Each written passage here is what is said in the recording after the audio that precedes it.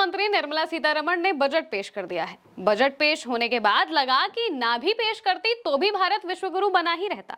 भाजपा को मालूम था कि उसका बजट कोई नहीं सुनेगा, इसलिए सारे भाजपा के लोगों को बजट सुनने के आदेश दे दिए गए थे। राजस्थान के मुख्यमंत्री बकायदा बजट नोट कर रहे थे। कोई पूछ ले कि आपको क्या मिला तो बता नहीं पाएंगे। जिस बजट में कुछ था ही नहीं उसे 85 मिनट तक पेश करने के लिए तो निर्मला सीतारमण को अलग से अवार्ड दिया जाना चाहिए। दोस्तों, ये बजट कंपनियों द्वारा और कंपनियों के लिए चल रही सरकार का बजट था। इस बजट से आम आदमी के बजट का कोई लेना देना ही नहीं है। गरीबों के लिए कुछ नहीं है, किसानों के लिए कुछ नहीं है, युवाओं के लिए भी कुछ नहीं है। अगर है भी तो हाईटेक किसानों के लिए और अमीर छात्रों के लिए। समाज के कमजोर वर्गों के लिए बजट में कुछ नहीं था। कुल मिलाकर यह बजट निर्मला सीतारमण को नहीं, नरेंद्र मोदी को पेश करना चाहिए था, क्योंकि जब फेंकना ही था तो प्रधानमंत्री निर्मला ताई से अच्छा फेंक सकते थे। अब बजट इतना घटिया था कि निर्मला सीतारमण के बगल में मौजूद भाजपा सांसद भी जमाइयां ले रहे थे। ये देखिए, आगे निर्मला सीतारमण संडे को बजट पेश करके इतिहास बना रही थी और ऐसे ऐतिहासिक बजट पर भाजपा के सांसद ऊंघ रहे थे। बजट भाजपा सांसदों के ऊपर से निकल रहा था। निर्मला सीतारमण ने जैसे ही बजट पढ़ना बंद किया, वैसे ही शेयर मार्केट में हाहाकार मच गया। शेयर मार्केट धड़ाम हो गया। बजट से बाजार सुधरते हैं, लेकिन भाजपा के बजट से बाजार की कमर टूट गई। सेंसेक्स 1300 अंक नीचे गिर गया। सोने चांदी की कीमतें जमीन चाट गई। चांदी 25,000 रुपए गिर गई है। पिछले 2 दिनों में चांदी लगभग 1.5 लाख रुपए प्रति किलो गिर गई है।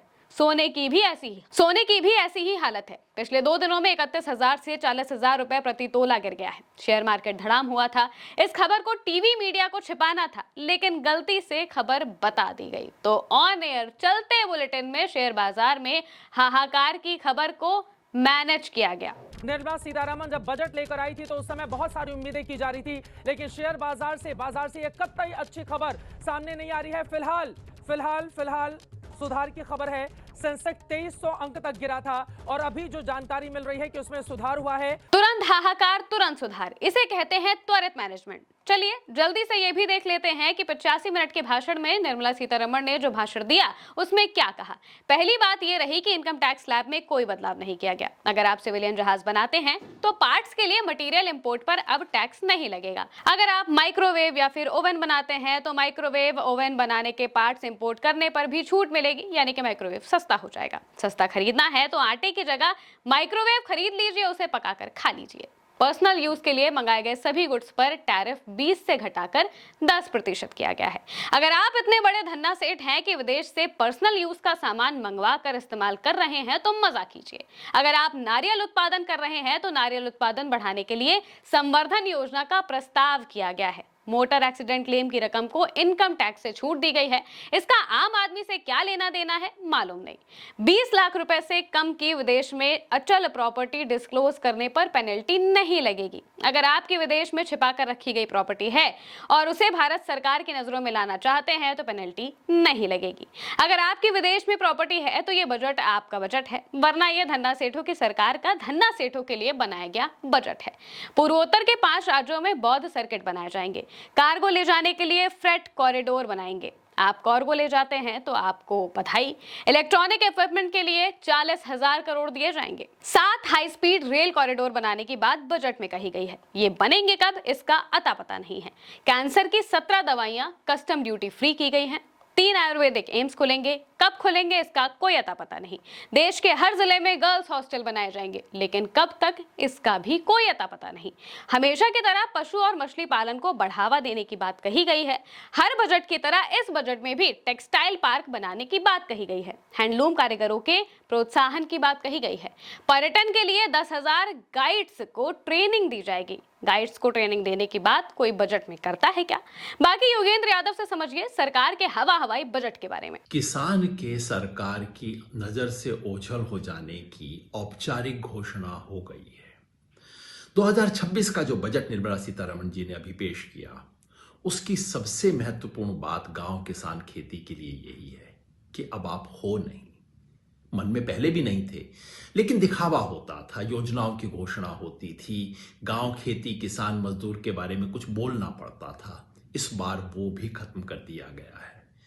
पहली बार देश के इतिहास में एक बजट है जिसमें किसान का जिक्र नहीं है, जिसमें खेतीहर मजदूर का जिक्र नहीं है, सिंचाई की बात नहीं है, फर्टिलाइजर की बात नहीं है, किसान के लिए एक भी योजना नहीं है। कछुए के लिए भी योजना है, शेर के लिए योजना है, किसान के लिए कोई योजना नहीं है। जिक्र आता है अगर किसान का शब्दों में, तो किसके साथ? दिव्यांग के साथ, मेंटली चैलेंज लोगों के साथ। ये जो बेचारों की कैटेगरी है, अब वो है किसान। किसान इस देश के भविष्य का हिस्सा नहीं है। हाँ, अगर आप किसान हैं, कुछ करना चाहते हैं, तो आपको आर्टिफिशियल इंटेलिजेंस दे देंगे। आप बादाम उगाइए, वॉलनट उगाइए, आप कोको उगाइए, हाई वैल्यू काम कीजिए, और अगर नहीं कर सकते तो भाड़ में जाइए। ये है संदेश निर्मला सीतारमण जी का और इस सरकार का किसान के लिए और ग्रामीण भारत के लिए। Middle class, lower middle class और गरीब परिवारों से आने वाले छात्रों को उम्मीद थी कि शायद बजट में कोई नई स्कॉलरशिप स्कीम की घोषणा की जाएगी, लेकिन नहीं हुई।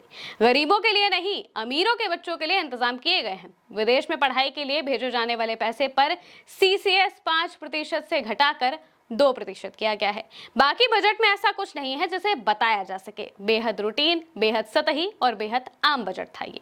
शायद इतिहास का पहला ऐसा बजट है जिसमें आम नागरिकों के लिए कुछ नहीं है, गृहिणियों के लिए कुछ नहीं है। आपके लिए एक खबर और है कि कमर्शियल सिलेंडर 50 रुपए महंगा हो गया है। घरेलू महंगा नहीं किया गया है। इसके लिए आप प्रधानमंत्री मोदी को धन्यवाद कह सकते हैं। फिलहाल के लिए मेरे साथ इस खबर में इतना ही। मैं हूं महिमा। फिलहाल के लिए इतना ही। नमस्कार।